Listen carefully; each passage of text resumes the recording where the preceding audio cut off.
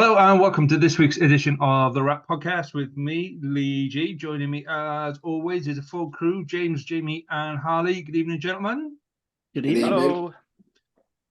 So one of us is sounding very cheery this evening and the rest of us just kind of looking at James and going, bugger off. So we'll come to that bit later, James. We'll come to that bit later anyway. So how have we been other than rugby, gents? Are we all okay? Are we all having a nice time? Yeah, Well, it's great. I have a bone to pick with you, Lee. Go on then, mate. Well, actually, no, because it's actually to say you were right. Because you said last week when I wasn't on the pod that I was training to have my head, kicked in and shoved up my ass. well, I played on the weekends, and so I've recently broke into the first team, which is a terrible idea. Yeah, which is a lot higher standard than I expected, and I love it. Until I got down to Petersfield on Saturday, for those that don't know, sort of around in the Chichester area, and the guy I was propping against, someone goes to me about 10 minutes before kickoff. He was playing Nat 1, Nat 2 for the past 10 years. I was like, what? Yeah. He's just dropped down this season to the level we're at. Yep, he's been playing National 1, National 2. It was like scrummaging against a fucking lorry. What division are your team?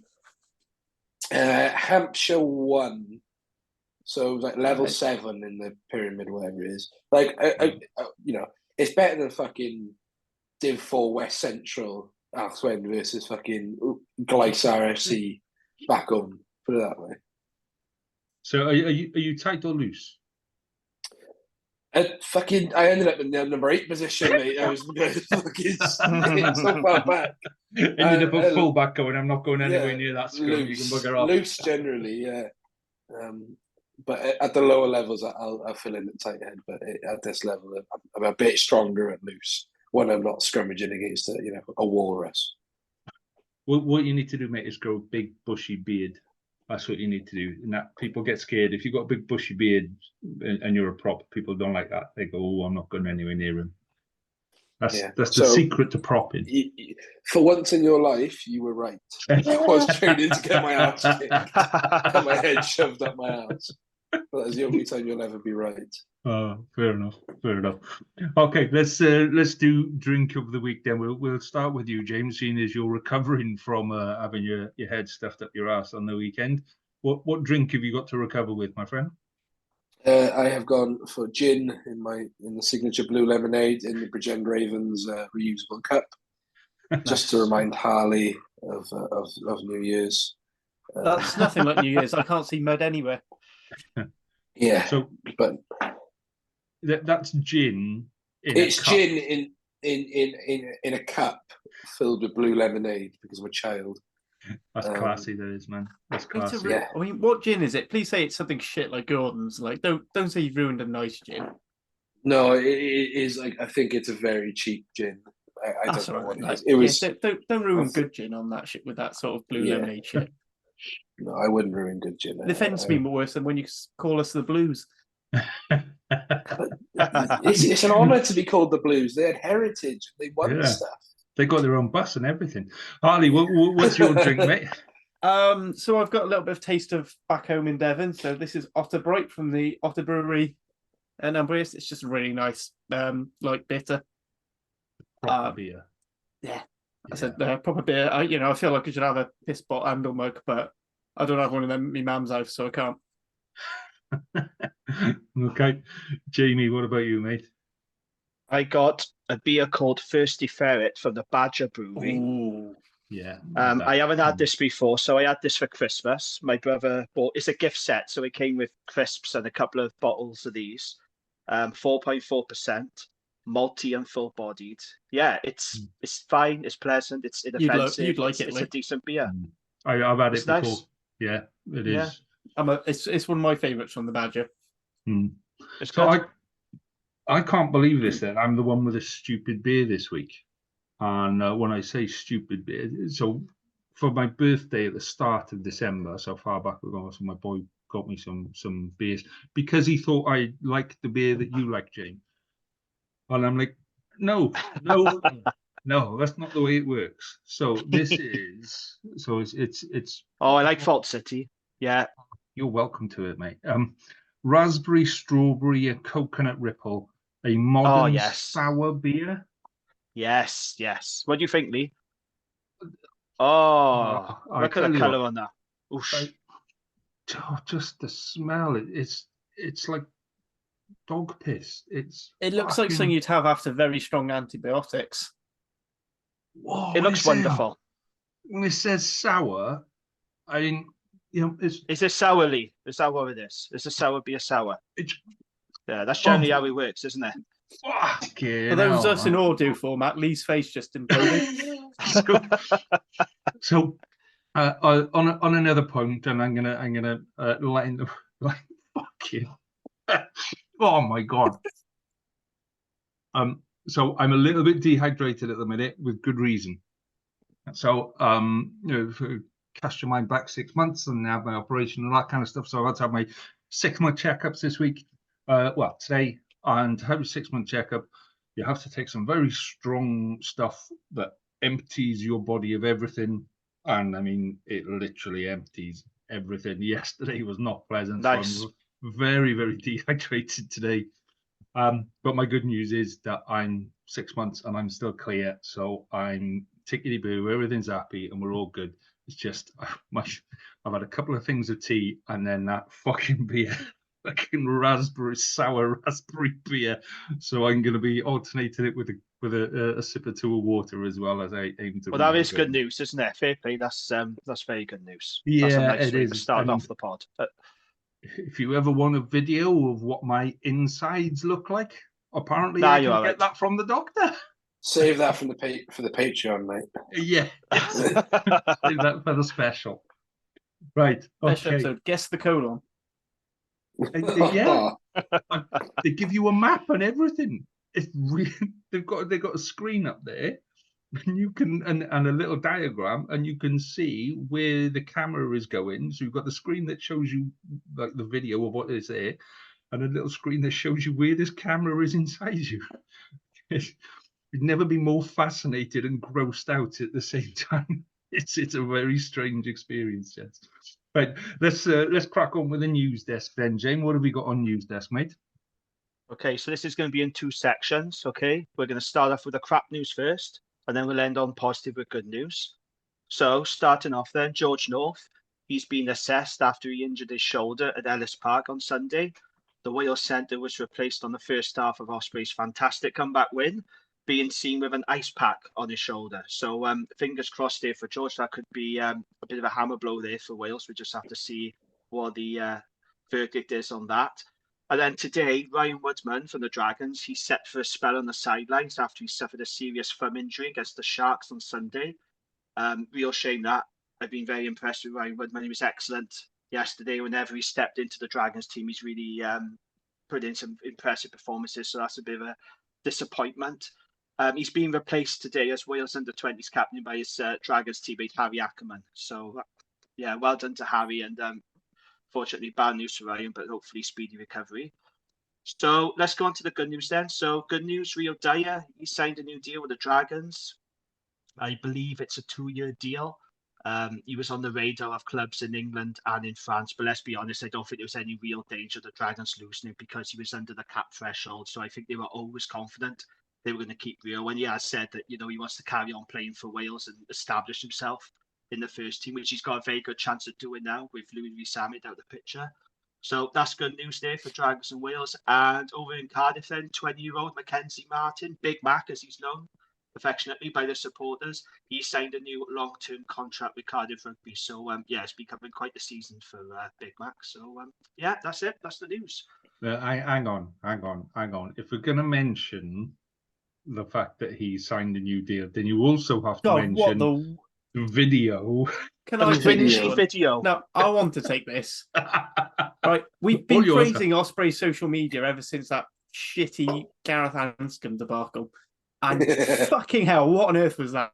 Also, missing out a trick of bringing in Duran Duran from Rio. I know no one his age will have heard of Duran Duran. James looks confused at the concept of Duran Duran. I was the one who suggested it in the group chat. But God, Tell so me it's just, oh God, some terrible signing announcements out of the East. Not the signings, just the videos are shit. Do better, guys. Maybe that's what we should do over the weekend, just to occupy, because it's no games this weekend. So to occupy our time, we should do songs that go with players. So like her name was Rio, we'll go with Rio Dyer and stuff like that, and then we'll just throw it out on social media and knock your socks off, and we'll find some of the best ones for next week. Return of the Mac. There you go. I There get you this go. point in it. Free. As stuff comes into James's head now through the pod, he's just going to shout it out, Yeah. and we'll be in the middle of discussing the Dragons game, and he's going to go, "Oh, I've got one for Ryan Elias." Yeah, I know. It's Got plenty for Ryan Elias, pal. None of them are good. Cardiff started doing it because it kind of went a bit downhill after because of COVID and stuff. But like you had Owen Lane life in the fast lane whenever he scored. They played the Adams Family tune for when Josh scored. There you go. See, Harley's got a step on you already, James. You're going to have to up the game already, mate. So when we put that on social media, it's going to need to be there, man. You need to, get with it. Don't help every other Ospreys player is called Morgan, so either in their first or their last name. We're a bit screwed, we are. All right, anything else in the good news section, James? Nope, that's it. That's it. The Wales under-20 squad. It come out. Yeah, Okay. I did mention that Harry Ackerman was captain, but I haven't got the squad in front of me. So if you guys got the information in front of you, then No, I think we go covered through it it. if you want. We'll do that one when we do the start of the Six Nations. We'll go through that one there, because there's a lot of names in there that we need to look at and understand and all that kind of stuff. So, yeah. Okay, right. Let's move. So Harley's not got a stat of the week because he left his laptop in the wrong country over the weekend, so he hasn't had time to prepare a stat of the week. So we'll just have a bit of beef and banter from James. So all yours, James. It's one bit of beef really this week, and it was the lack of camera work at Ellis Park on Sunday. Bearing in mind, Ellis Park, one of the most historic and prestigious rugby stadiums in all of rugby union, right? How many games have been played there? They seem to have about 3 cameras there. One of them didn't fucking work. So at the start of the broadcast, you'd have the main camera that covers east to west where the teams are playing, and then you have 2 alternative cameras. Normally the blokes running around on the sidelines, right? One of them didn't work, so for 30 seconds every time they cut, there was just a black screen and the commentator's voice, and yeah, it was a bit shoddy, and to be honest, it made a bit of a farce of the whole. With the empty stadium and whatnot, and I get that where the camera is pointing, fans don't sit in that stand. That stand isn't open. All the fans are behind. But it really, really doesn't help that it basically looks at there's 4 people in the stadium that aren't players, and one of them, their camera doesn't work. It really ground my gears, especially when they cut away to maybe a shot of the coaches or a shot of something that might be important, but actually all we're seeing is a black screen. It was just slightly annoying. You compare that to, this is the beauty of the Challenge Cup though, because you compare that to a Cardiff in the Disco Dome where they've got LEDs and the best camera work possible, and then we literally get one camera that doesn't work.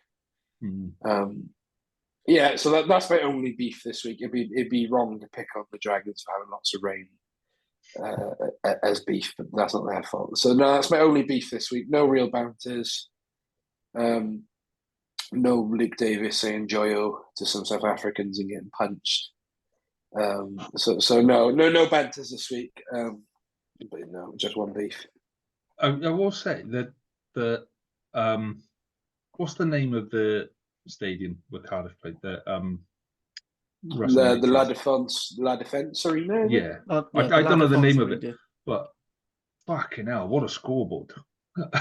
I mean, imagine playing there. Like, what's the score? It's like 50 foot wide. Well, yeah, teams have no excuse to not see the shot clock. Yeah. Yeah. That's the way to make a stadium, isn't it? And it's like you say, with the lights and all that kind of stuff as well. It's Can I bring up one of my beefs with that? Go on then. With this, because is it because Cardiff lost? Cardiff played 8 o'clock kickoffs, both of the Arms Park games and against Toulouse. Then we get to the game where we're in a fucking nightclub with a rugby pitch in it, and it's 3:15 in the afternoon. And that's your issue. It's just terrible timing. I've said from when the fixtures were first out how pissed off I was that like none of the French teams actually travelled. Because you can't even say a comparison of saying, well, we're Cardiff's great crowds because we're in the Champions Cup, or is it just the Anglo-Welsh? Because we have no comparisons. We didn't get a Toulouse or a Racing over. And actually, I'd quite like to go see some of them play. Yeah, I mean, you got to paste it anyway, but you know. I mean, but if we're going to get pasted, you know, it'd be nice to see a team we haven't seen play at the Arms Park before, because we haven't really seen Toulouse play at Cap, because that was during the COVID. The COVID. No, you're not allowed. You're not allowed in unless you're one of Toulouse's 273 medical staff who somehow ended up in that Ulster game. Well, we thought the same about Black Lion, mate, and look how that worked out. So don't go wishing for I'd like to see somebody new, because sometimes it don't always work. You know, sometimes it really backfires on you. Right, let's have a look at the games for the weekend, then, gents. So I'm going to start on Friday with Scarlets, and a message to my fellow Scarlet fans: just guys, calm down. Just fucking don't let the others get to you. I have more. So when we put our post out after the game, and we do the how you feeling after the game, all that kind of stuff. I had more Ospreys and Cardiff people on there trying to wind Scarlets fans up than I did Scarlets fans, and some of the Scarlets fans that commented were absolutely fucking off the scale. So, reality is we are where we are. There's very little that you can do straight away and click a finger and go, okay, I'm going to make stuff different. I'm going to make stuff like that. The reality is there were some positives in that game. I know the result wasn't positive. I know that particularly when you compare the run this year to last year in Europe, two very different runs, but actually we're starting to play some decent rugby again. And we're starting to nail the stuff that we were kind of frustrated about at the start of the season. So, 3 new coaches: backs coach, forwards coach, defence coach. No, not defence coach. Anyway, 3 new coaches at the start of the season. All Bennett, and it has taken time, and it's taken more time than it should have done. Our defence is still a real issue. And particularly in the tight, the amount of tries we're giving away around tight rucks and all of that kind of stuff is just, it's not good. But then, we've obviously been working on certain things. There's a much more attacking kind of attitude that's come in now, and it's going to take time. It is going to take time. These things don't build themselves overnight. I think the hard bit is we're going to lose quite a few players at the end of the season. And we'll have to rebuild again, but it's a rebuild. The reality is we're in the middle of a rebuild. We've been blessed for the last 10 years. We've been, pretty decent all the way through, and we were able to buy in some talent where perhaps we should have been developing our own talent more. And actually now we're in a position where the talent that we've got there is coming through the academy. I've got my own issues with the academy and the way stuff is coming through there, but it looks like we've changed what we're going to do. And it looks like there's some good talent there. Tommy Lewis, Martin on the Scarlets pod has been on about Tommy Lewis all season. Why aren't we playing him? Why aren't we playing him? He's a good lad. He's a good lad. And he came from, he's a Scarlets boy. He went to Jersey, or Scarlet Seconds, as we like to call them, and then came back. And he's been carving it up for I think Carmarthen Quins, I think he's been playing for. So he's been carving it up, and he just, he destroyed Van der Merwe, twice. Looked good, didn't he? He looked electric. He added some energy to the Scarlets, I thought. It shows what you can do when you've got somebody there that actually wants to play.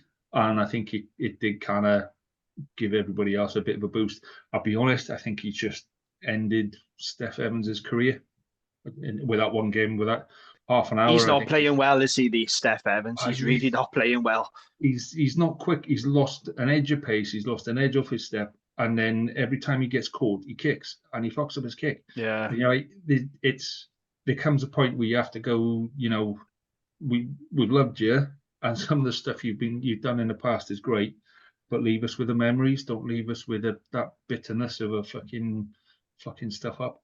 So speaking of that thing, you really need to get another one of your centres fit. Yeah, and this is it. There are talented centres there. You know, Johnny Williams is banned, obviously, and then we've got young. What's his name? Well, Eddie James. Eddie James, yeah. But isn't he injured still? Yeah, but what I mean is, so when he comes back, you know, you've got him. I thought Titcombe played really well at 10, and I'd put him there ahead of Yohan Lloyd. I'd put Yohan Lloyd. Titcombe really it looks so much better when you've got Titcombe on over Yohan Lloyd. Yeah, I'm actually really worried for the Six Nations because you know Yohan's going to be playing minutes at 10. And I don't rate him as a 10. I think he's a fantastically talented player, but I think he's a shocking fly half at the moment because he doesn't know how to play fly half. And your backup then is Steph Evans. And well, apparently Dinky is back in training and should be fit at some point. But you know, the way Titcombe played, I thought he was outstanding. There were elements here. Alex Craig had another superb game. Ben Williams at 6, really starting to show. There's one, but he took a second row and put him back like about 6 foot, and would have kept going if the referee hadn't said put him down, leave him alone. So you know, there are elements there that are coming. Yes, it ain't great. Defence needs work, but we showed in that second half that actually there is potential there. And you say that defence-wise, you defended stats-wise. It doesn't look it because of the manner in which you conceded your tries. They were soft tries. So on that sense, I agree with you. Defence doesn't need, especially in the tight. But actually, so Edinburgh had to make over 100 more tackles than you. I think they made 220, and they obviously missed double the amount as well. So you both finished on about 91%, which is at pro rugby is about the mark. Anywhere really between at a worst 85, if you get a win, up to 90 is where you want to be hitting. So actually, on the face of it, Scarlets didn't do badly defensively. It's just the tries you did concede. If you take the Doohan one out where he plucks it out in the air of Steph Evans, they're just a bit soft. That's all they were. You weren't missing tackles. You were giving up the meters in contact. Yeah, and but that's the one off the kick just pissed me off because you had 2 of your backfield. There are 3 people in your backfield, and it's not difficult. If one of you goes for the kick, the other one, swings around on a pendulum. It's not difficult. Both of them going for the kick. Both of them missed the kick. And then both of them stood there looking at it going, whoa, why are you here? Just fucking, it's stuff like that. That's the one that pisses me off because that's a genuine mistake. The rest is stuff that can be worked on. That is just people, and too many people are just standing watching the ball. And so that try probably irritates me more than some of the others because the other stuff can be worked on. The other stuff, that's just stupidity and laziness.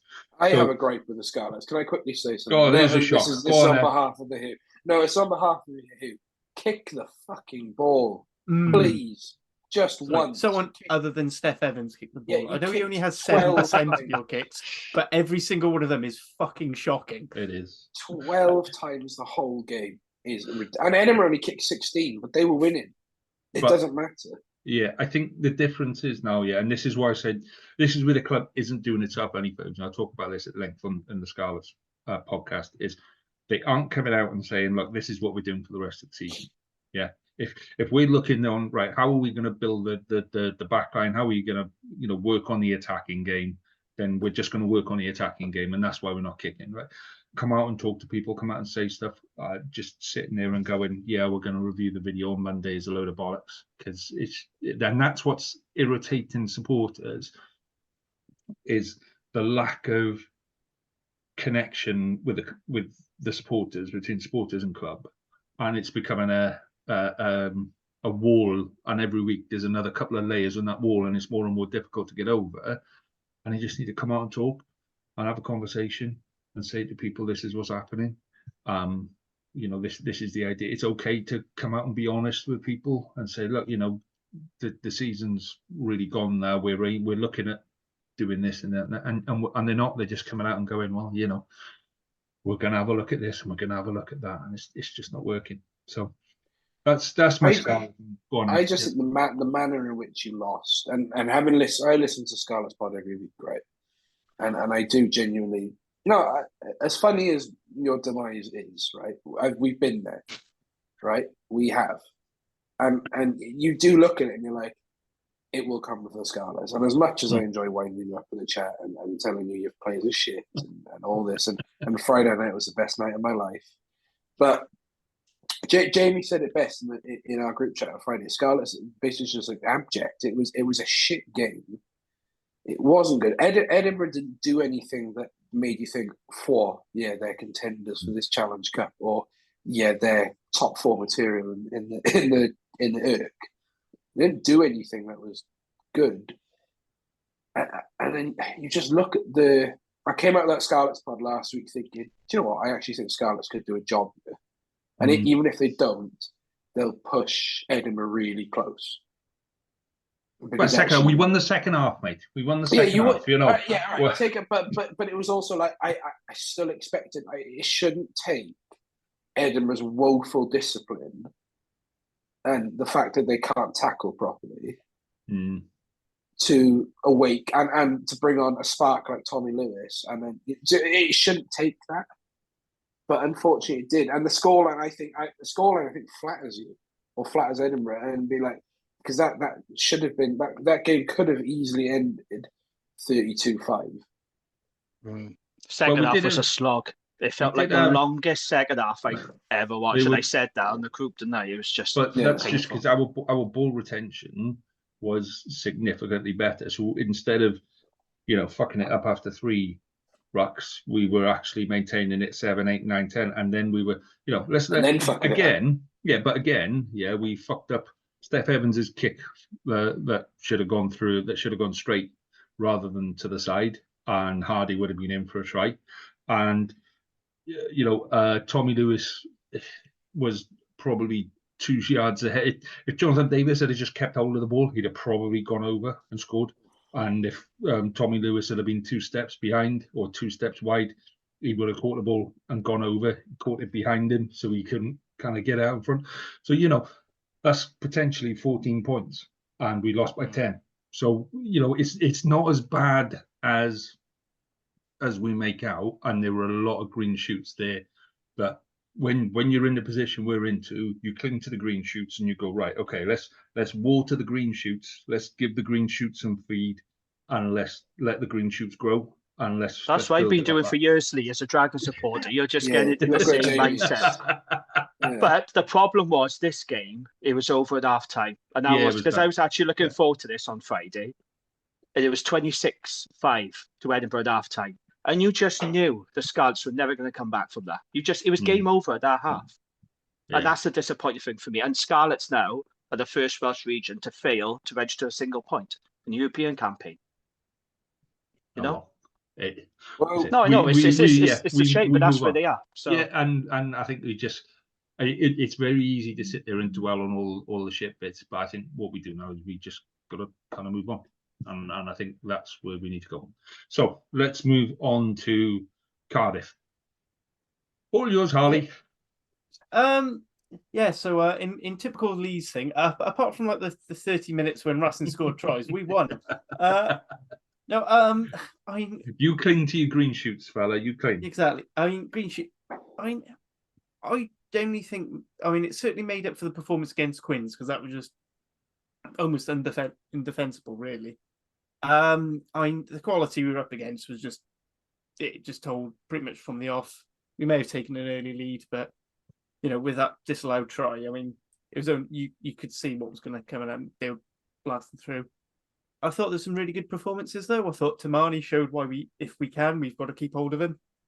You know, he was coming up and ripping balls like Pete Nick Williams and carrying. It was a shame it was at the expense of Mackenzie Martin, who had to go off early with a head injury, which no explanation what happened. They didn't replay it. Someone just said, "Oh, Mackenzie Martin's off." He had a bit of a hit, and then that was it. No, which I thought was a bit dodgy. But on that, I thought some of the attack was better. There was still too many errors in like that last pass, so the ball was going behind or just not quite in the right place. That stuttered us. Set piece mostly was all right, despite having, you know, a World Cup winning Springbok charging through your scrum. We sort of about help. Reece Carey just about held up. Line out, we retained all our line outs, but if you look them, they were very few of them were clean or we being sacked almost immediately. So that's still a bit of a work in progress. But overall, I mean, what happened with let's be Reece fair, Carey everyone was expecting us to lose 80 points every game for this, and you know, at least we at least got a bonus point try out of it, which I think Scarlets couldn't do against the pub team. What happened with Reece Carey in the posts? Did you see that bit where he nearly took the posts out? Did you not hear the post had to go for a HIA? Basically, so Racing boot the ball long. Reece Carey, for some reason, was the only one in the backfield. Maybe this is the work rate thing. So you know, consecutive Wales coaches complained about. But anyway, he's there left with the ball, and he sort of his momentum as he's grabbing the ball is going towards the post. He nuts the post and makes about 10 yards. He kind of like boomeranged. I think it was a scrum half or whatever was trying to catch him and kind of had hold of his shirt or whatever, and he went full on into the post. Catapulted the scrum half into the middle of the post and almost like a pinball machine went back upfield. It was quite bizarre. I mean, you see that every now and again with people running the post because they're getting into defensive line and not really paying attention, or they pick the ball up and they're just going forward without looking. You know, like some England internationals have done. But yeah, I've no idea what. And I said, but the fact was, he just carried on. So it was like, are you sure he doesn't need to get his head checked? I doubt there's much in there, mate. I mean, that was a lot of speed. He bounced quite away like that. He did manage to bounce to the 5 meter line. maybe it's just true that no prop has a brain. We'll ask James in a minute. Yeah. What? So back row's ganging up on you.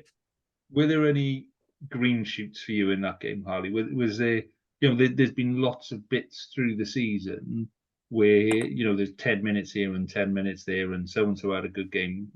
It just doesn't last for the 80. Was there enough for you in that game to go, actually, we've learned something new in this game? I think it helped that it looked like our bench actually had an impact, which is something, you know, me and Carwyn on Cardiff pod have said. You know, I've already mentioned to Barney, Thomas Young was brilliant when he came on. I thought Seb actually added a lot of impetus, and Ellis Bevan, I think, has been fantastic. I'm looking forward to having the keys to the 9 jersey next season. But, you know, it was nice that our last half an hour, other than that last runaway try, I actually thought we controlled the game quite well. You know, we had that 10-minute spell right at the start of the second half, which we basically just got pantsed as if we hadn't actually come out of the changing rooms yet. You know, and those 3 tries killed the game for us because it was. We were only about 8 points down at halftime, so that, you know, that's doable even against, you know, a team that don't lose at home. But yeah, and those 3 tries killed us. But I thought the fact our heads didn't drop, which is something that has happened in like the Toulouse game and the Quins game in Europe, it just helped us carry on, and I thought that was very encouraging. I do think though it does show the difference in quality with what we're dealing with and these big European sides. So, question for you, and on rumours, rumour question, because this went around after the game as well. Thomas Young just doesn't look like he's getting a sniff from Gatland at all. And for me, he's the best 7 in Wales at the minute.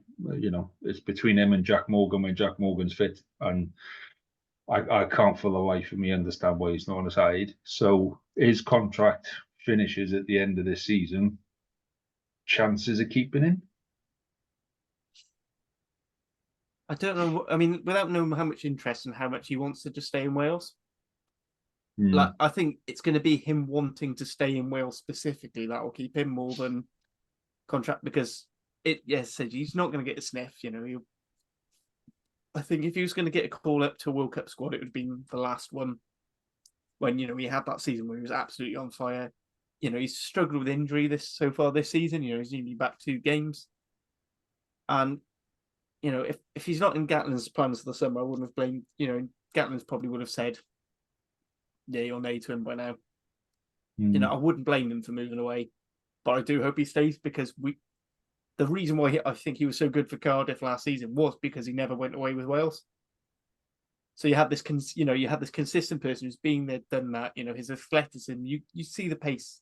Maybe not so much this game, but the game against Quins. He scored those 2 tries, and then when he went off, we sort of lost a lot of pace.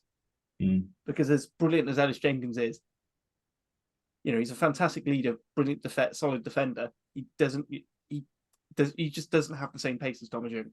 Like Thomas Young has the pace of a winger, but the skill set of an open side, which is you see some of the tries he scored for us come from either him ripping the ball and going the distance, or he's on the shoulder of a halfback. And I think some defenders are constantly deceived by his pace, so we can just outstrip him. We're going to have to make cuts somewhere. We're losing 700,000.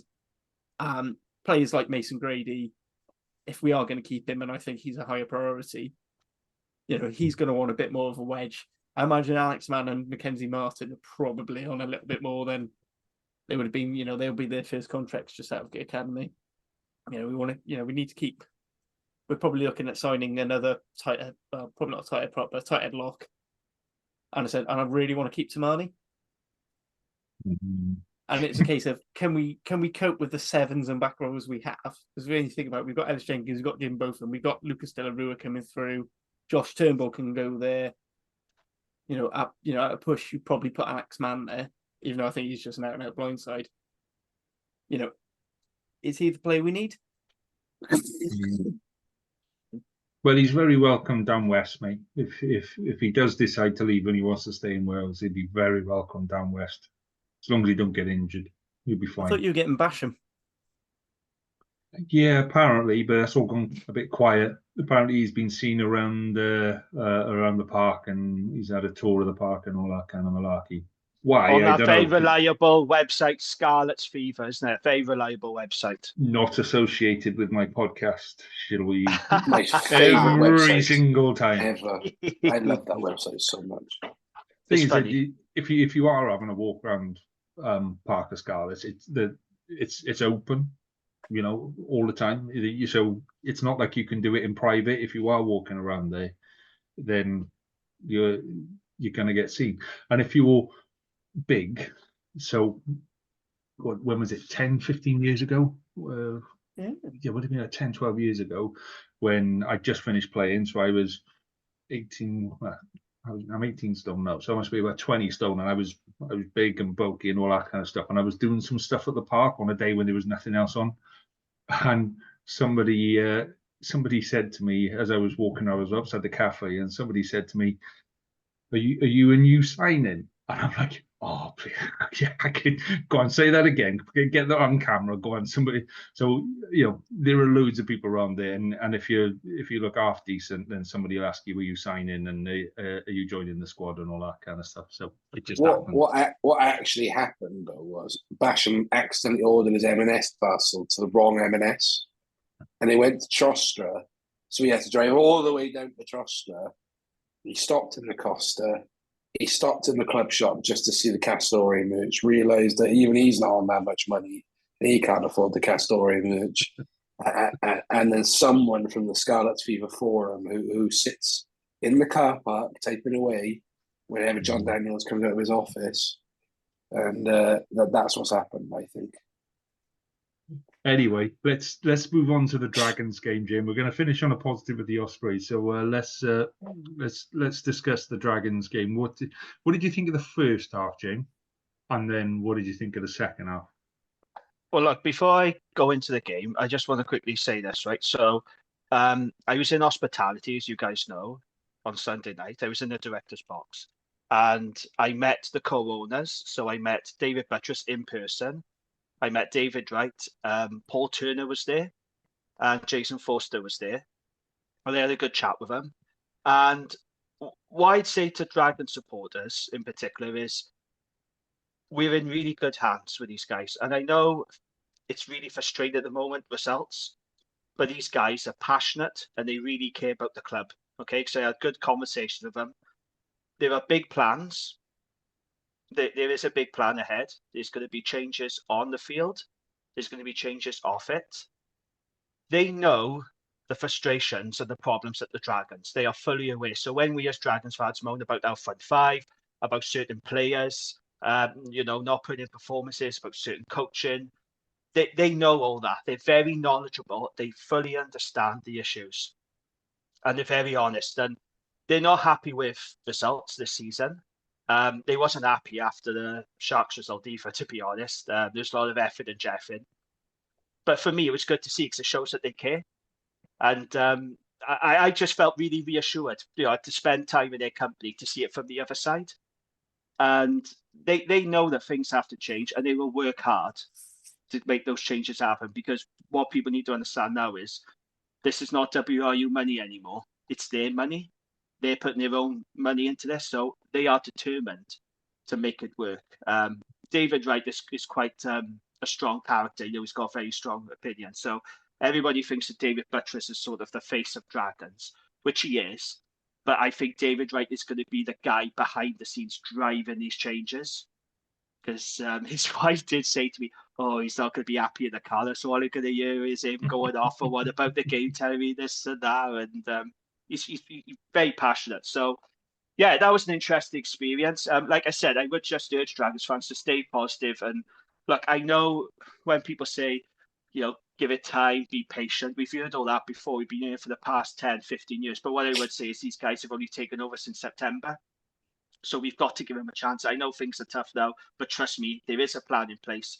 There's going to be changes. Just stick with it, and things will hopefully be better. But I just want to let Dragons supporters know that, because I've seen it from the other side now. I think it's important to let them know that. So in terms of the game itself, I don't think that scoreline was a true reflection of the game, because the Dragons went toe-to-toe with the Sharks for large periods. I mean, you've got to consider the 69 minutes, we were only 12-9 down. But then once Grobler scored that try, in the 70th minute, that was pretty much it. It killed us. It killed the game. And in the last 5 minutes, then the wheels come off. So you get Martinez gets a yellow card. We could see 2 soft tries, which makes the scoreline looks far worse than what it should have been. But I just don't think that scoreline reflected the game. I thought we did all right, actually. But this game was always going to be decided by the forwards, and the Sharks have got very powerful forwards. They World Cup winners, and we just couldn't contain the power. For me, there's 2 key moments in this game. It happened in the first half. So that Jared Rosser disallowed try. I mean, I don't think he realised how much time he had, because he did all the hard work, to be fair. So Dane Blacker throws a silly pass, goes to Lukaku, and he kicks all the way up the field. To his credit, Jared Rosser tracks all the way back, gathers the ball, makes a brilliant run, kicks it through. He beats Jaden Hengster for pace. He just had to put his hands on the ball. He had time just to put his hands on the ball. And he sort of overran it. And he sort of dived on the ball, but he was never really in control. And I remember I watched it live at the time in the game. And I look at Jason Forster. We both look at each other going, ooh. And then we saw the TV in the box, and you knew straight away he was going to be disallowed, even when they took the conversion, because, of course, it's changed now, isn't it? Even after you take the conversion, you can still review the try. And I knew it wasn't going to be a try. And that was a huge moment, because the Dragons could have been 10-0 up.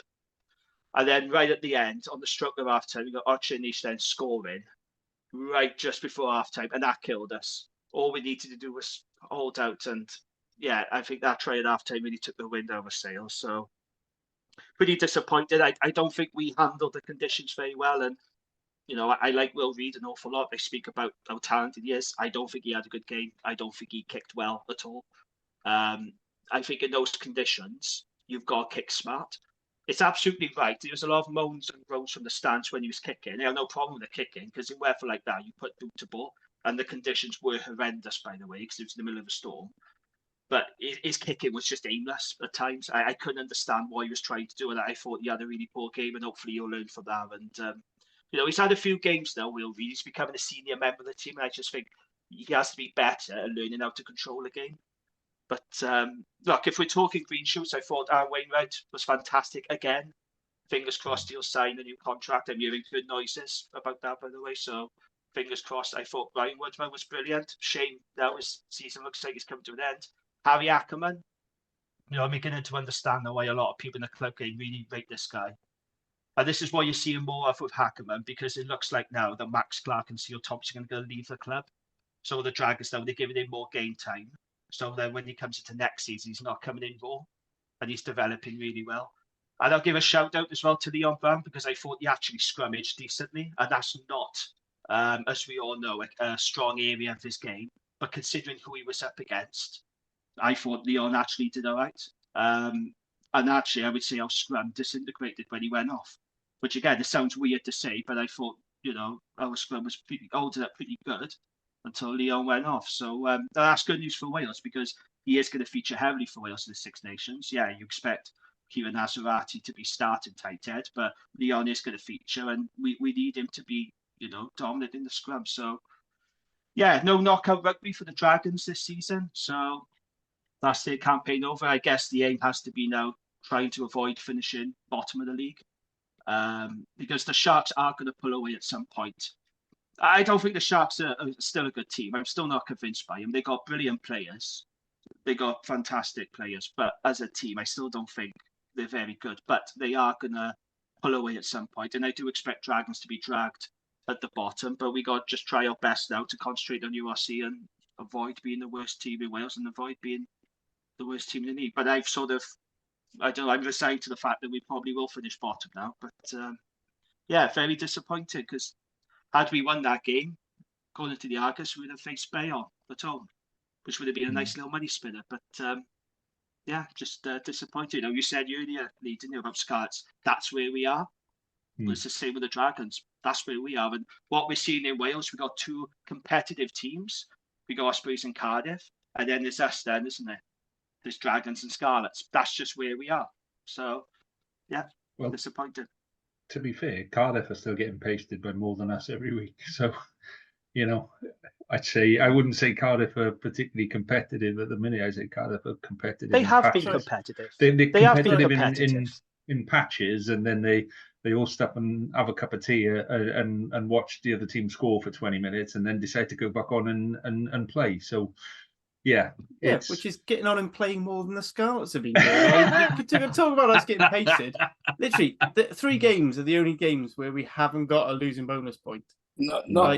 Scarlets have barely managed to get a bonus point of any kind this season. So, pipe down. I'll take crap from James, because that's actually a decent.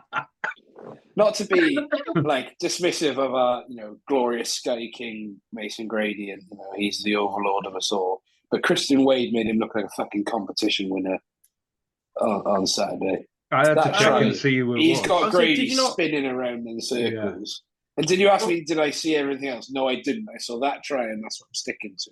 That's the narrative. Did you see the bit where Ray Lilo bites in and leaves Grady trying to defend a 3-on-1?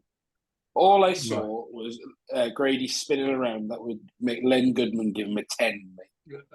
I had to rewind. It's better than what Luke Morgan would have done, which is just slap Morgan's down. Not playing at girls, calm down. Right, let's move on to the Ospreys game. So the other 3 of us are going to put our earplugs in for 5 minutes and have a snooze and just let you crack on there. All yours, James.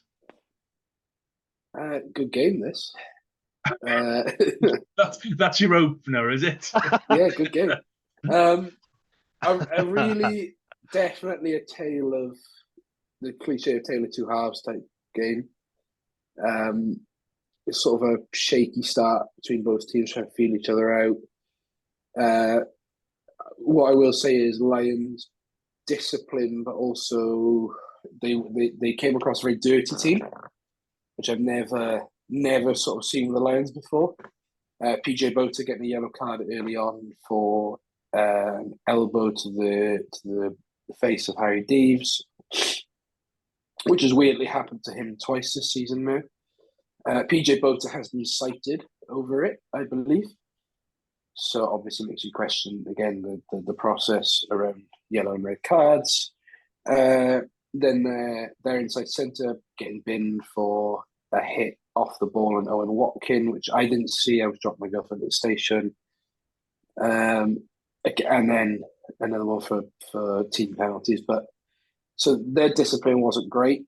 We score early on through an Owen Watkin charge down, which again, adds fuel to the fire that we don't score tries on purpose.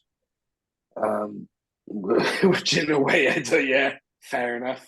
I was like, Hugh Griffin messaged me that exact thing, and then I messaged him the full time and said, "Does that one count?" But yeah, so we go into the last 7 minutes, 28-17 down, and it's not been a particularly bad performance either. And I was messaging the boys on the Irie saying, you know what, I'm happy with this performance, that we've gone out with quite a depleted squad. There's still senior players, and they've still got your Adam Beards, your George North. All right, he went off quite early. Sam Parry's very seasoned. He was a seasoned veteran.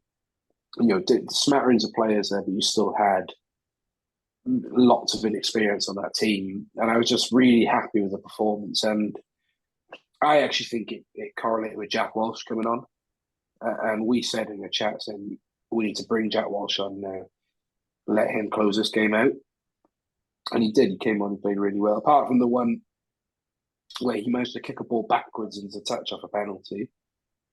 Never seen that before. But yeah, up steps Keelan Giles, Harry Deeves, who was man of the match, deservedly so.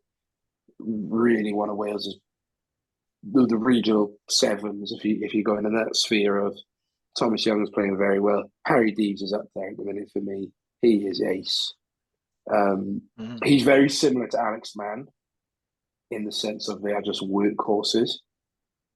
Tackle everything, hit rucks, carry hard, do all the donkey work. And they were the 7 and 6 at Wales under 20, so it's not, they're cut from the same cloth essentially. Keir Williams gets the offload to Keelan Giles. He goes over.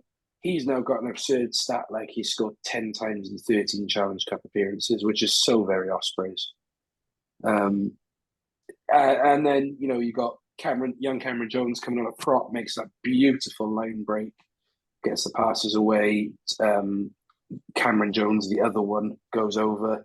And then you're like, holy shit, we're winning with 4 minutes to go in South Africa. How are we going to lose this then? But that's the thought you have, not just as an Ospreys fan, but as a Welsh rugby fan. I don't think any of us feel comfortable with the lead. No. We could be 50 points up with 30 seconds to go, and I'm like, has a penalty try coming here. And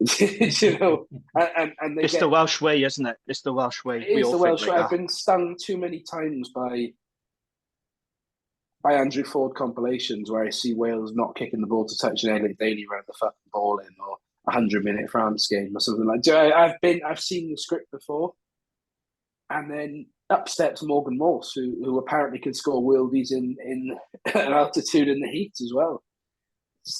I'm just absolutely buzzing with the whole thing. I was in shock. To go out there for our first win in South Africa in the Urk. We have won in South Africa before when we played the rubbish teams.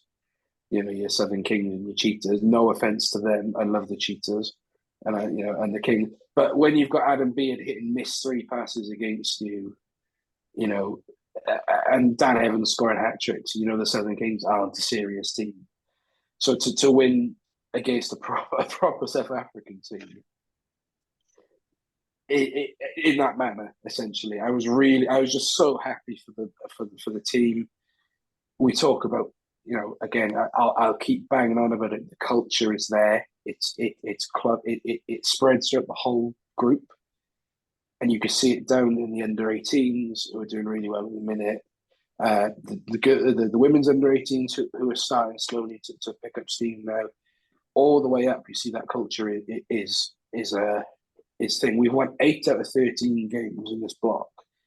If you'd have said 8 out of 13 games to me at the start of the season, where we were, all right, we have enough players to cover training, and like Cardiff, and that was a grave situation for them.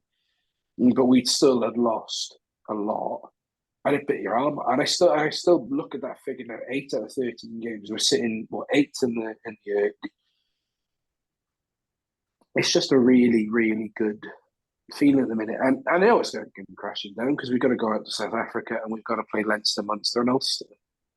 So look, I know the feeling is not, is going to come back, but you just think, we've got couple of weeks off now. We haven't got many in the Wales squad. We've got injuries to come back in this time period. So your Tippericks, your Will Griffs, your Rhys Davises, your Morgan Morrises, a lot of these players to come back. And you're just thinking there's a top 8 in there somewhere. It's doable. It's actually doable. And it is fun to rag on. It is fun to rag on other teams, right? And I do like winding at Cardiff saying they restored pride in Welsh rugby, and because they've posted a photo of them in a circle in Paris, or it's fun to rag on the Scarlets because they're shit.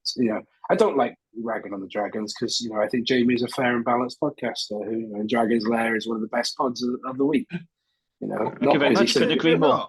Yeah, he said good things about the Ospreys on Twitter today.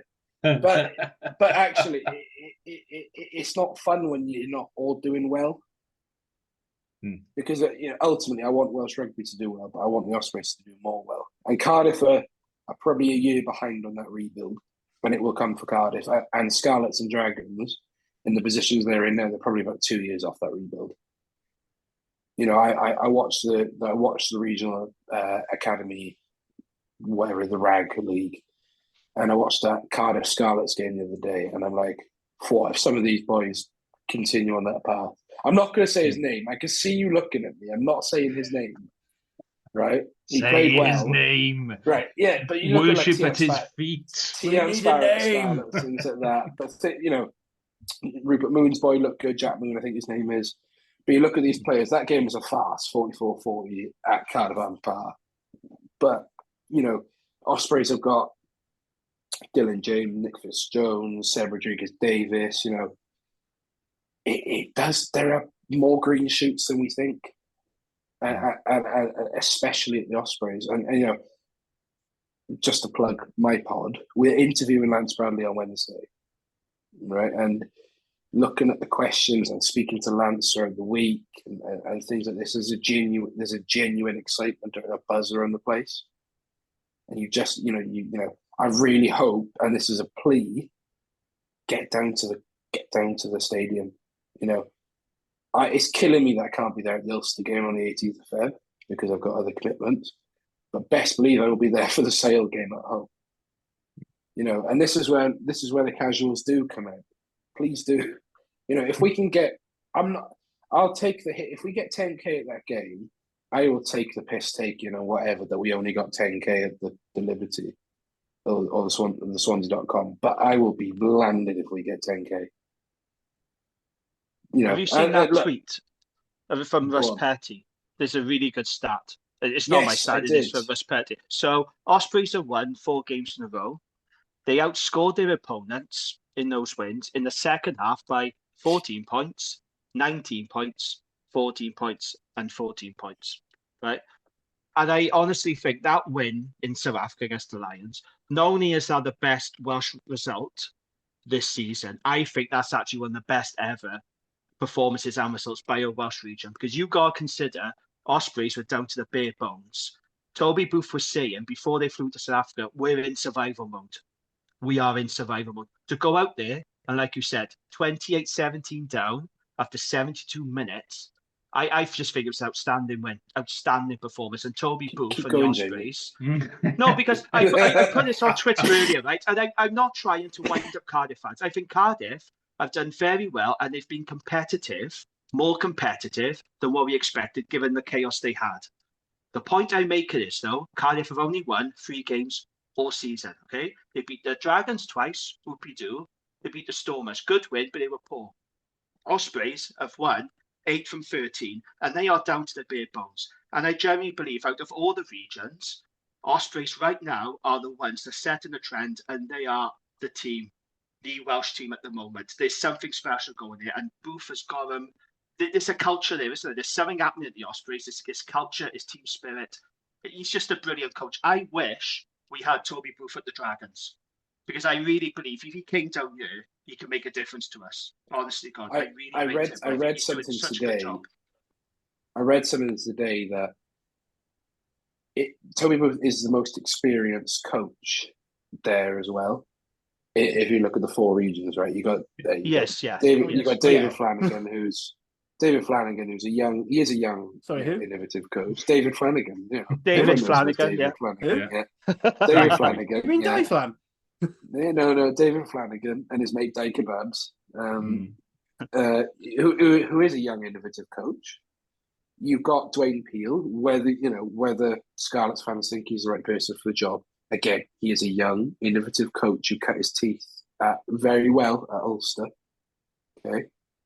And then you've got the other one, Matt Sherratt. Yeah. Who again, is a very good coach. Who again has cut his teeth as an attack coach, not the Ospreys, who didn't do any fucking attack coaching there. That's just because Ospreys don't know what attack is. Just don't blame Sherratt for that. Stop counting at 10. That's the bird. Once they get to 10, they can't count. They've cut their teeth, but there is that, with Booth coming in, you look back at his coaching ticket. London Irish is his first head coach job. He didn't have a head coach job after that until the Ospreys. And he did well at that London Irish team, if you remember, back in the late 2000s, took them to... Before they started hiring rapists. Yeah, before they started hiring abominable humans.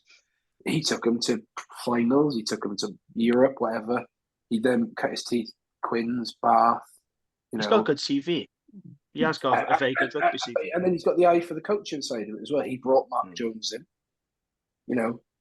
when, for all intents and purposes, he should have either gone to the Scarlets as a defence coach, or he should have stayed in the Wales setup.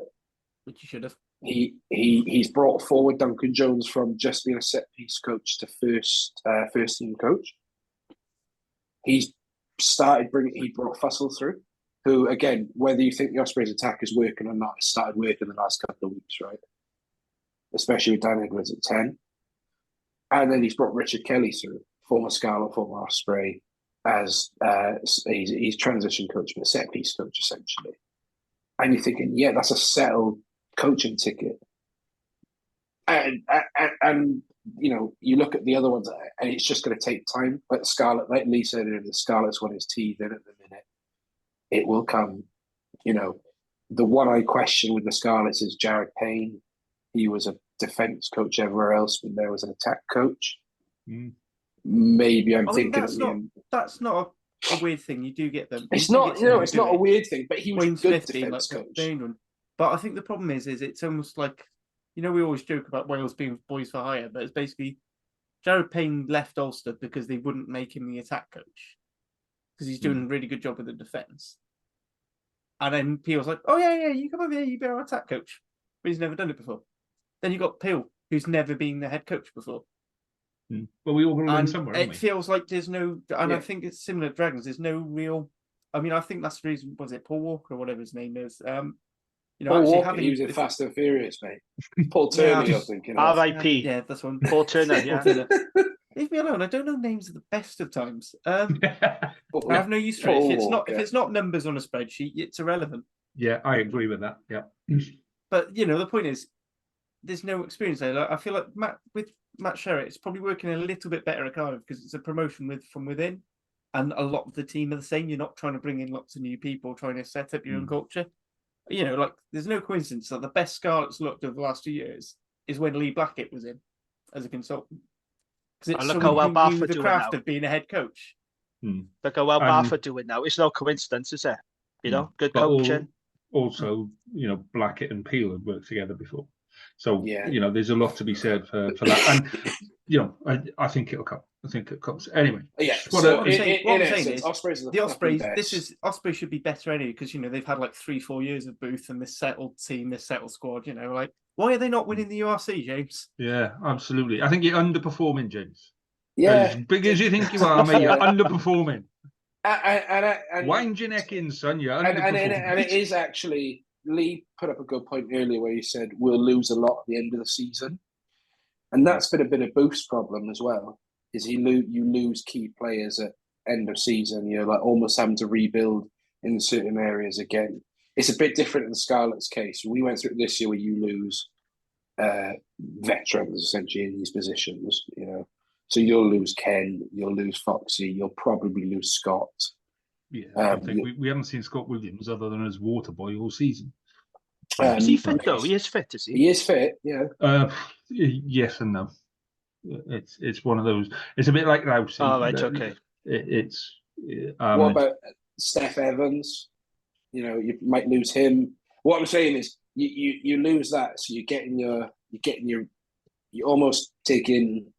It's one step forward, 2 steps back, type thing in a rebuild sometimes, and only in a few years you will see the benefits of it. Yeah, like you said, Lee, at the start, you said we bring up Tian Sparrow, for example, now. 2 years' time, or maybe even a year, when Tian Sparrow is ready for the senior team, and maybe some of that group, you might start seeing the benefits of that. Yeah, absolutely. Whether it be Peel, whether it be someone else. So we're going to move on, but I'm just going to bring back on one comment that you made, where you said, no offense, but these two teams that we played aren't real teams. They're basically a bag of shit. I just want to rephrase that. When you say no offense, and then offend somebody immensely, you might just want to. So, all right, I will put a formal apology to those who support Cheetahs and the Southern Kings. I don't even think the Southern Kings exist anymore. No, but I'm sorry. No, they don't. Yeah, that bad. There we are. The Cheetahs were good for one season. Then Scarlets nicked all their players. None of them liked playing in the wet, so they moved somewhere sunny again. And Southern Kings were just always terrible. I'm sorry to Uzir Kasim, Ruin Pina, Clayton Bloomatees. Yeah. Blumtrees, remember him? Yeah. Oh, God, he was terrible for the look Scarlets. How good he's a good player. He's a good player. Yeah. I know, he's a good player. Went to Scarlets. He went really fat, though, didn't he, when he went to Scarlets? He put on a shitload of weight. The Periwipo And then he just... yeah. I don't know what happened. Too close to a KFC. Yeah, I park in a KFC. Lee's made this point now, and it's just come back on him. It's just come back on that happened. I was just going to make a joke about the way you say no offense and then offend somebody immensely, but I don't know how we ended up there. But I will link you the game in which Adam Beard is throwing mispasses everywhere, and you'll understand what I'm on about. I'm sorry, but that is what Beard does. Beard is one of possibly the best link playing second rows there are. He has more passes. The problem everyone has with Adam Beard is he can't carry, which is fine when you've got a big, bulky carrier, which is something I've always said. Like, but will he start in the Six Nations? Will Beard start the Six Nations? Because I think it'd be Jenkins and Rowlands. This is the thing. For me, I'd say Jenkins and Rowlands works better than Jenkins and Beard. So that's a conversation for another time. Lee's going to at least... Yeah, he wants to move on now, didn't he? My teacup. What I'm saying is Johnny Williams is just... As long as it's not Johnny Williams, we're fine. You want me starting in the second row? Anyway. No, just in general. It messes up your whole team balance having them in there. Moving on. Lee wants to move on. So, Jamie, would you want to do a little bit of News Desk 2? What we'll rephrase as while we've been on air News Desk, and just we'll have a quick chat about that. I've actually lost the tab now that he was on, but basically Owen Farrell has signed for Racing 92. I haven't got the details of how many years it is. It's a 2-year contract. So a bit of breaking news as we're recording this. Owen Farrell will leave Sandhurst at the end of the season and join up with that. Oh, they've got a ridiculous squad, Racing 92, haven't they? Oh, it's going to be so furiously competent. I know. It's a good move for Owen Farrell, though, I think. You know, he clearly wants to get out to the English rugby bubble. You know, he's had a lot of criticism. Yeah. No, people in the media blame social media, when actually it's the media themselves that put far more pressure on Owen Farrell and giving him far more criticism than anyone on social media has. So they have to play their part in it as well, actually. But I don't think he helps himself by not tackling correctly. If he sorted his tackle, he would then people wouldn't have a wealth of stuff to criticise him for, And for I all like the him. other, I do. well, I for think he's all a the good other player. stuff, but I think he's a dangerous player. He's ended people's careers because he can't tackle properly. It's going to be a real shock for him going from getting passed to by Alec Davis and Nolan McGarrick. There's two ends of the spectrum there. Like, I'm not sure what spectrum, but it's definitely two exactly. opposites. but actually, there's been a lot of talk recently, and this is where, sort of on Jamie's point around Farrell, is because of Farrell coming out saying that he's taking a break from the England role to essentially focus on mental health and things like that. There's almost a case of you're not allowed to criticise him when Saracens have a bad performance, or in particular he has a bad performance. And actually, if you take a look at Saracens' last few games, look at that Bordeaux game when he got spanked. Yeah. He's not been good whatsoever, and it's almost been like the big elephant in the room. And actually, and that Saracens team, as good as it is, that's a big hole to fill, and they have not got a good backup 10. And it's the same with England. I don't rate Manu. Well, I mean, it's English news anyway, but we just thought we'd bring it up just because it's happened and it's happened last week as well. People keep announcing stuff while we're on air. They need to fuck off. And mornings is when you do this stuff, boys, and preferably drop us an email before, because it's really not very helpful doing it while we're on Doctors have air. killed kings to make sure the news is done in the morning and not the evening. Exactly. And we need that kind of level of dedication is what we need, Harley. You should be in charge of all of the news coming out of Welsh rugby. That's what you should do. Fine, I'll start with the shotgun and the Scarlet squad. Right. Okay. So we said last week that we weren't going to discuss the Anglo-Welsh League last week because we didn't have time and we were pushed and all that kind of stuff. And in all honesty, is it worth it? So let me throw that one at it. Is it worth discussing?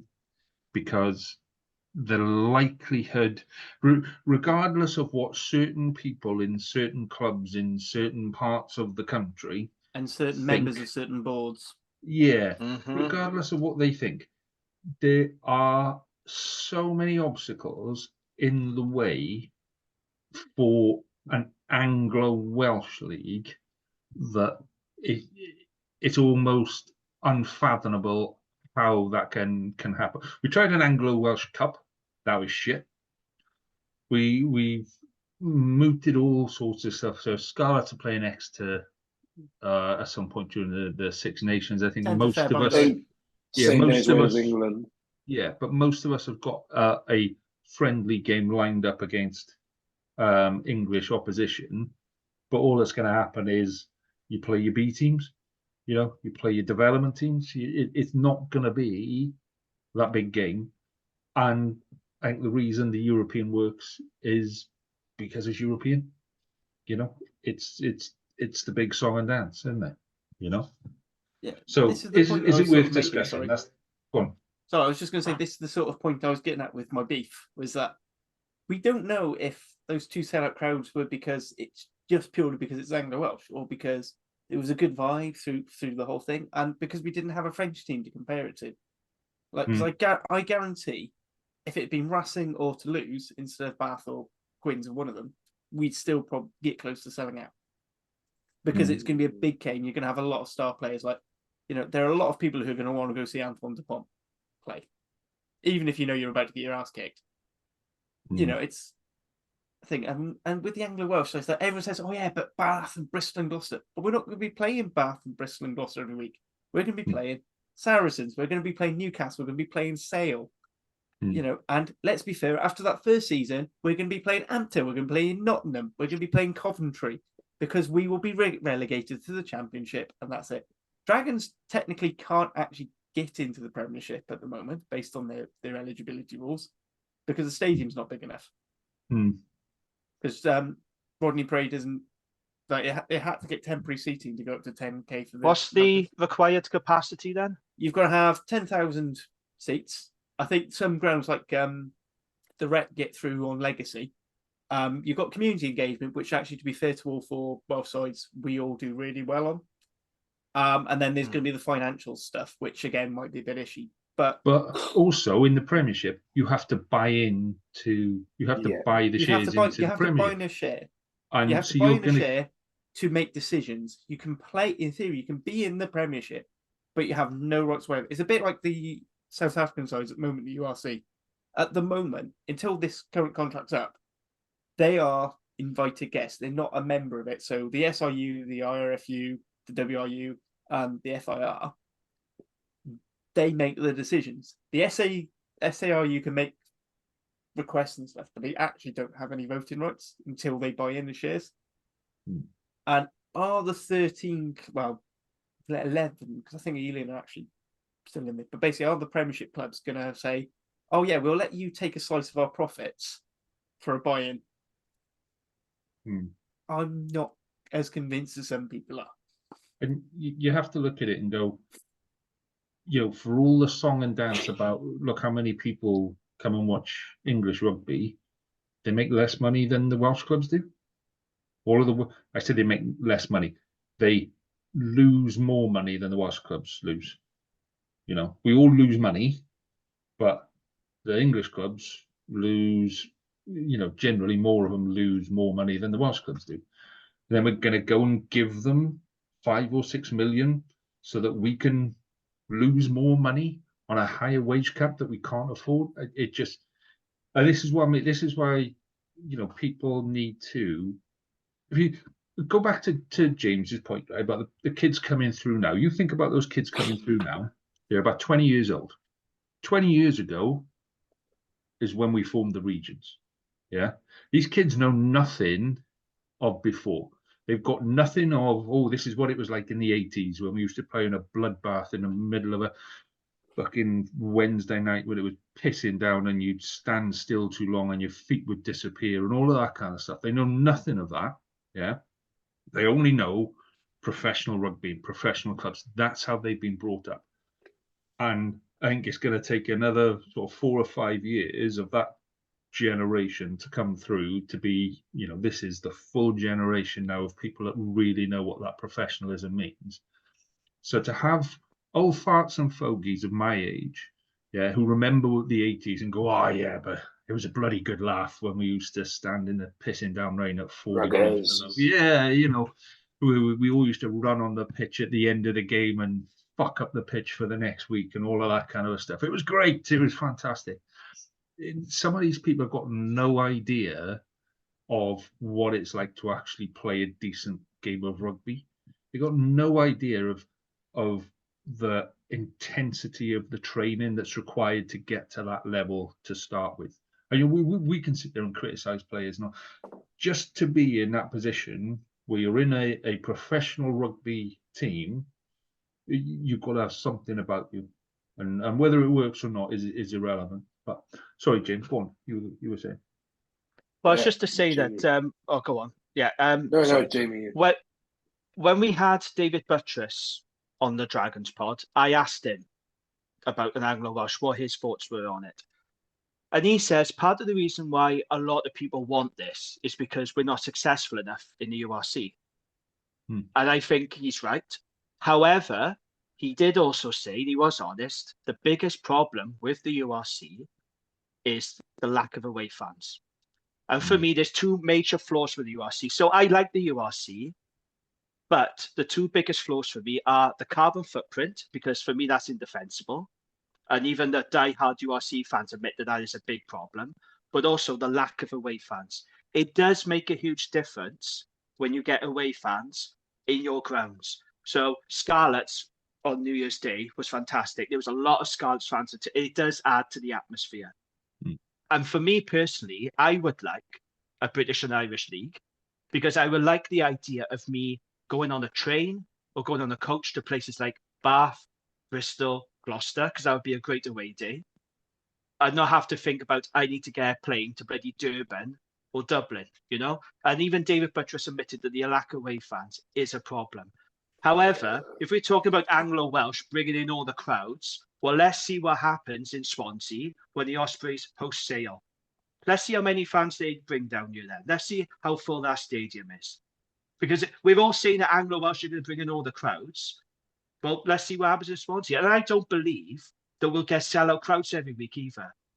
I don't think that Cardiff Harlequins would sell out every time they played each other if we had an Anglo-Welsh league. The reason they're sold out is because it's a novelty. We don't play the English teams very often. It's a Saturday night. It was a good kickoff time. It's an occasion. It was a meaningful game in a meaningful competition.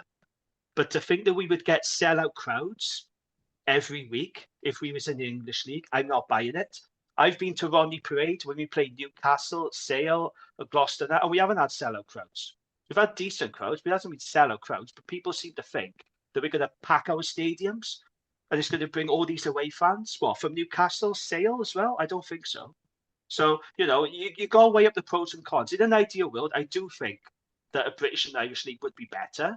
Personally, that's just my opinion. And I don't put that out on Twitter because I do not want to get into tedious arguments with people. I'm not anti-URC because I think the URC is a really good competition. The standard now in this league is higher than it's ever been. Because we all remember the Magnus League, don't we? And we remember the Rabo. It wasn't a great standard. I know that's when Ospreys are talking, but now, but there are no easy games in this league.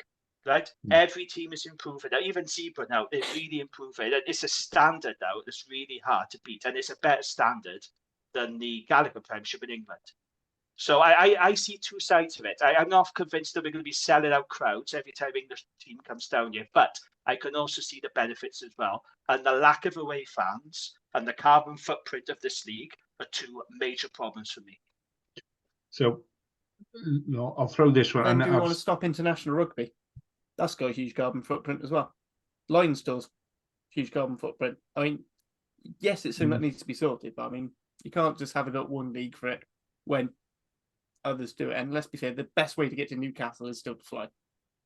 Like the cheapest and the quickest way. It's the South Africa, like they come to Newport, they fly down here for one day, they come back. It's not really ideal. They're going to come here. You want them here for a good couple of weeks. And our carbon footprint in the league is far greater than any others. But can I just pick on one thing, and not necessarily because Jamie said it, but because I hear it a lot, is the meaningful games in a meaningful league. Well, you can reduce anything down, any sport down to none of it means anything. At the end of the day, you've still got to get up and go to work in the morning.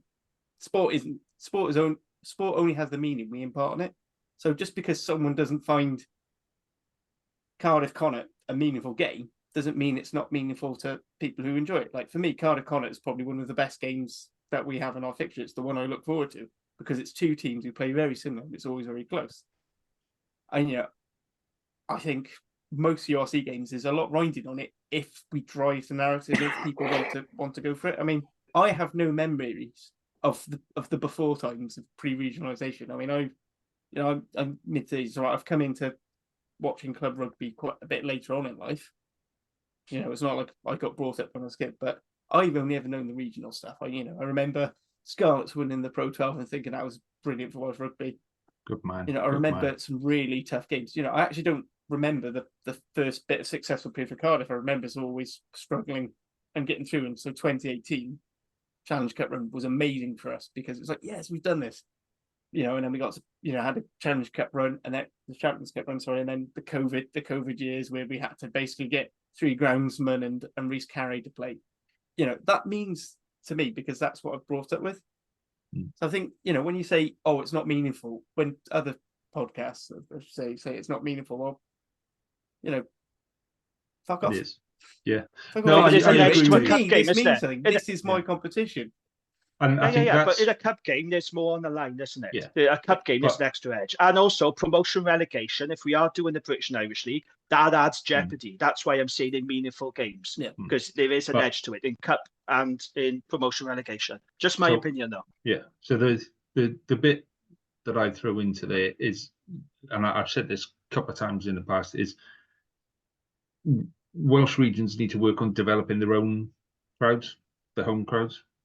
If we can, 10,000 people in Cardiff every week should be more than doable.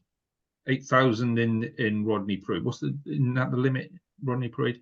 8 to 10, Jim? It's 8.5, but it can go up to Yeah. this weekend. You can go up to 9,500 because of Man United. So I think it's about So 9,500. If everybody, if all of us were able to put 10,000 of our own home fans into a stadium every week, how immense would that feel?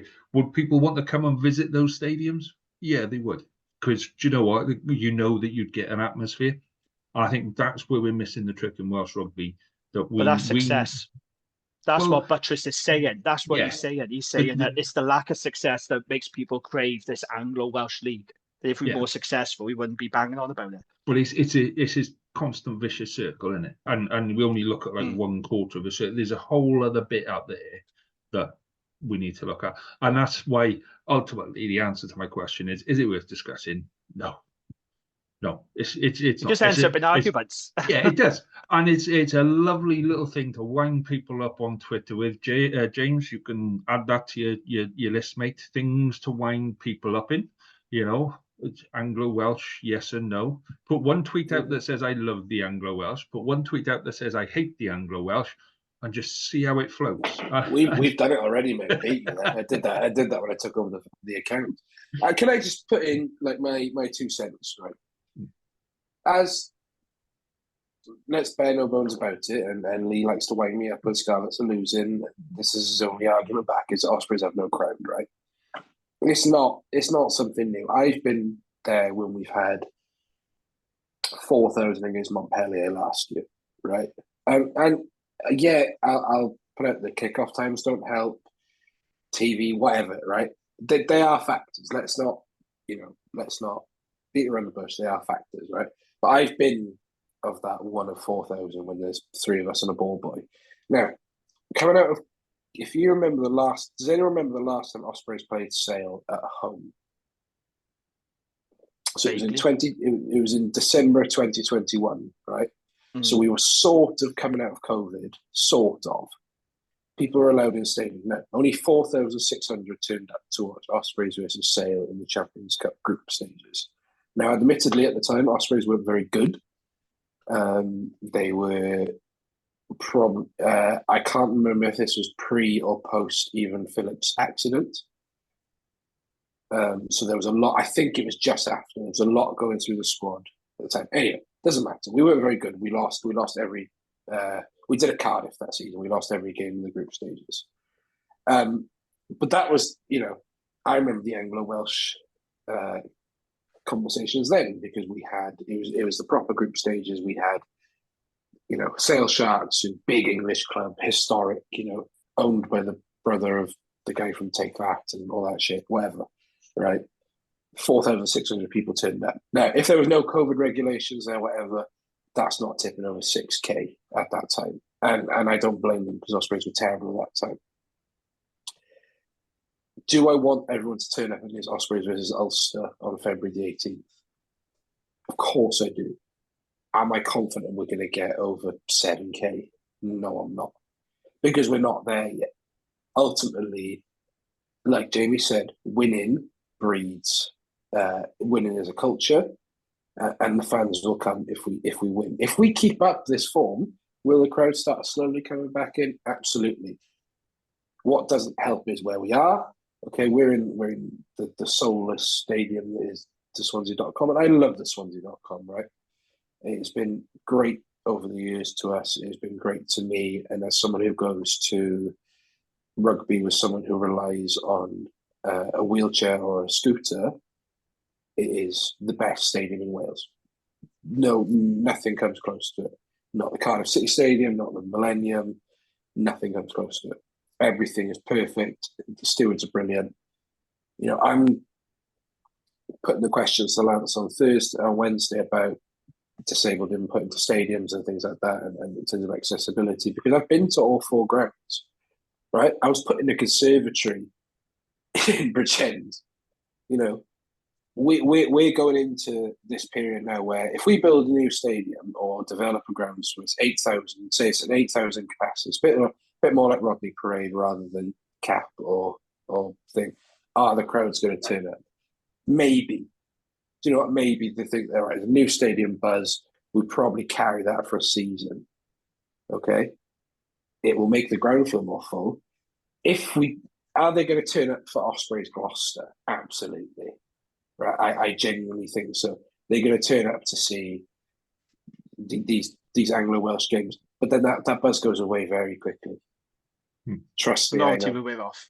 It's a novelty factor. I was there when Stormers brought all their Springboks over to Ospreys when we drew with them last year or the year before, right? I was getting photos of kits off and all these different. The casual doesn't care about that because they don't care. Ultimately, we play a better standard of rugby in the URC in the Premiership, and I will stand by that. Yes, I think the Prem have got the best win rate in the Champions Cup and Challenge Cup this season. They're playing good rugby. I can't take them away from that. But ultimately, I think we play a better standard of rugby, and financially, we're better off. So like I say, we could go round and some people do. Some people enjoy the perpetual roundabout that is, let's promote the Anglo-Welsh. But we're going to leave it there for tonight, gents. And just before we finish, I'm going to say for the first time ever, it's beaten me. It's bloody pussy. Come on, drink it up. What's the matter with you? Go on, down it, live on air. When they say sour, I mean there's sour and then there's fucking raw. I mean, holy shit. So you're to blame for this, Jamie. You're to blame. I used to drink proper beer, not bloody raspberry, strawberry and coconut ripple. Send it my way. Any of those cans left, you send them to me. I'll give you my address later. I'll have them. And I will drink them and enjoy them. Right. I love that shit. Thank you very much for your time again this evening. It has been a pleasure. So a very quick shout out to James's interview with Lance, new CEO of Ospreys. What's his surname? Lance Bradley. Lance Bradley. Yeah. So questions to you on the Ospreys Irie Twitter or Facebook? I will quote tweet this week's pod with all the links. Last day to get your questions in will be tomorrow. I've started writing them up and some cracking questions. And Lance has said that like the David Butcherson interview, there's not much that's not on the table. And in all fairness, anything that he can't say, he's already nipped in the bud already. Yeah. So he's well up for it. So looking forward to that one, guys, and that'll be awesome through the week. And I shall leave you with happiness and joy and peace all round. Have a good weekend, gents. All the best. Ta-da. Have a good one, everyone. Ta-da. That's that. Ta-ra.